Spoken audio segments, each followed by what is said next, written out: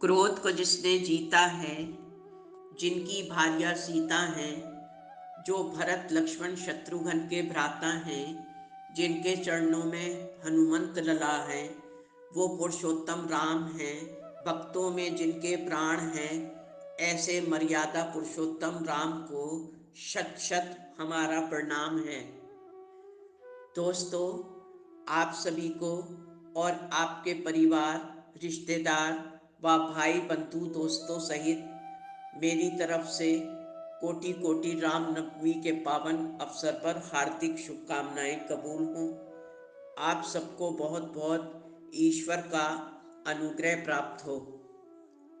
दोस्तों, जैसा कि आप सबको विदित है कि मर्यादा पुरुषोत्तम श्री राम जी का जन्म पृथ्वी पर बढ़ रहे अत्याचारों व पापों के भयंकर त्रेता युग में असुरों के घोर आतंक से पृथ्वीवासियों के उद्धार के लिए हुआ था।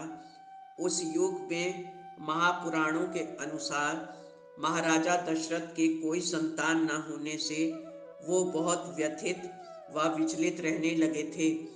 उन्होंने ऋषि वशिष्ठ के सुझाव के फलस्वरूप कमेष्ठी यज्ञ कराया था।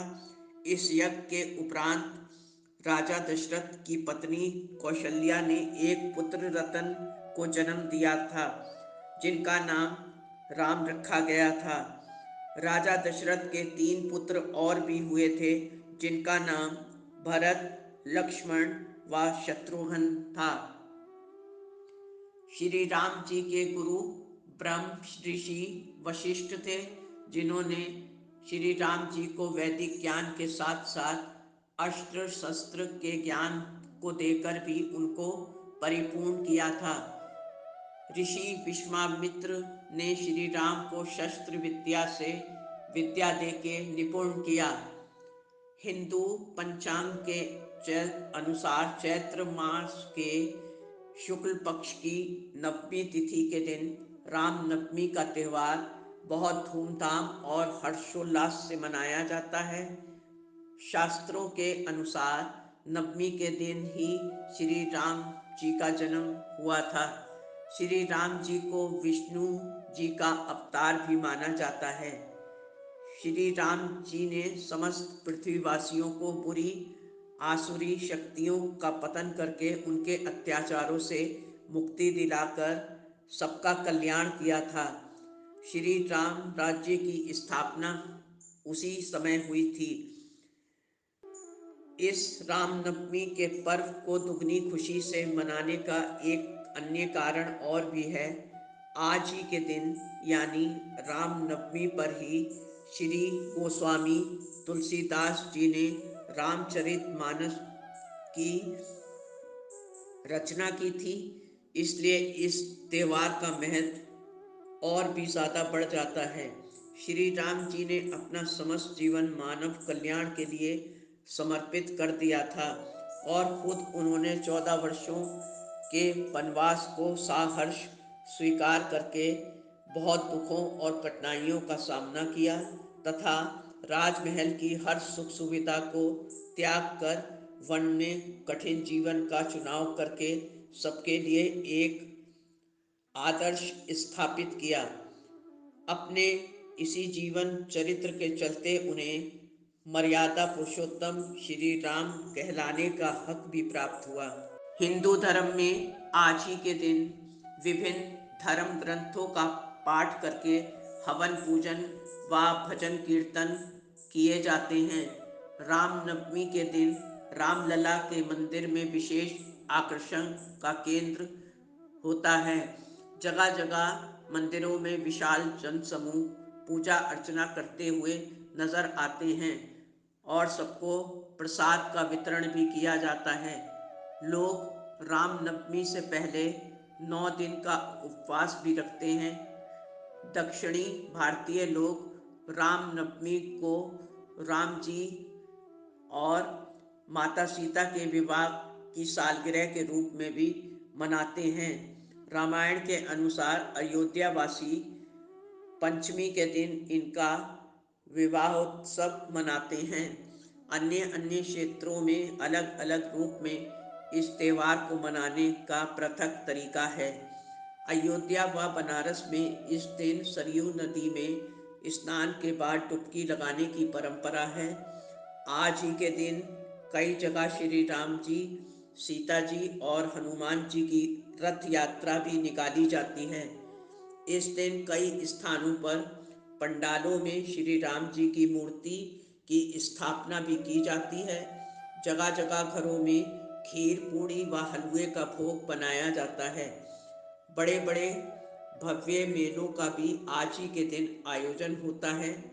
हिंदू मान्यता के अनुसार श्री राम जी सूर्य के वंशज थे, इसलिए सूर्योदय के समय सूर्य को जल अर्पण किया जाता है और श्री राम जी की मूर्ति का विशेष अभिषेक करके उन्हें तिलक सामग्री अर्पित की जाती है। फिर उन्हें धूप फूल आदि के भोग भी अर्पित किए जाते हैं तथा उनकी मूर्ति पर चावल अर्पण करके आरती की जाती है।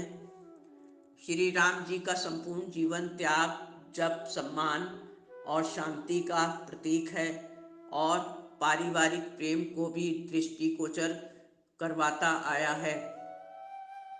माता कैकेयी के भेदभाव के उपरांत भी सारे भाइयों में प्रेम की भावना कहीं से भी कम नहीं हुई और इस अन्याय के पश्चात भी सब भाई बिना किसी विरोध के माता कैकेयी का बहुत सम्मान, अपनापन और प्रेम भाव अपने अपने मनों में रखते थे।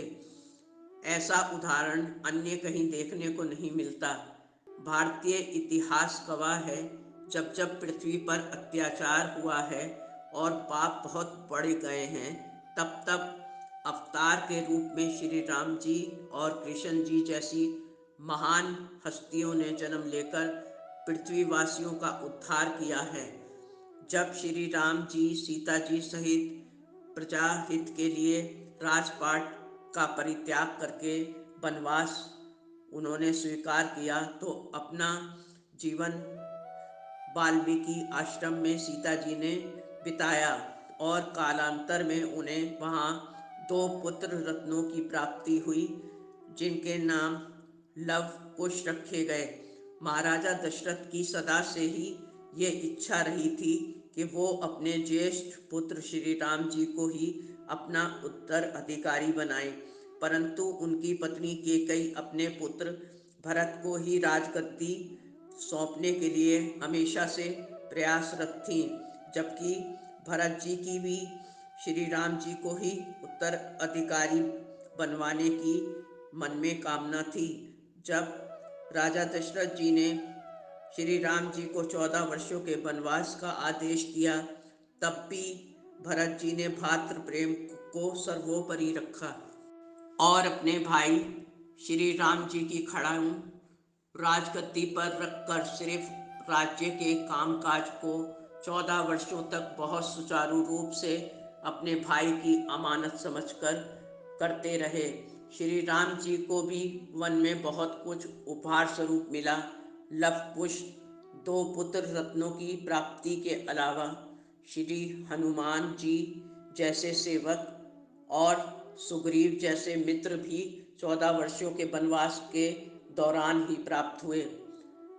रामनवमी के दिन हिंदू भक्तों द्वारा श्री राम नाम का जप और पूजा अर्चना करने से उनके समस्त दुखों का अंत हो जाता है और मान्यता तो ये भी है, मनुष्य के अंतिम समय में अगर श्री राम जी का नाम लिया जाए तो उसकी आत्मा को मोक्ष की प्राप्ति होती है।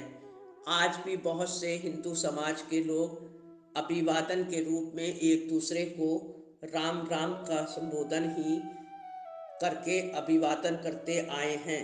उनका अभिप्राय है कि ऐसा करने से विपत्ति, भय और संकट नहीं आते हैं।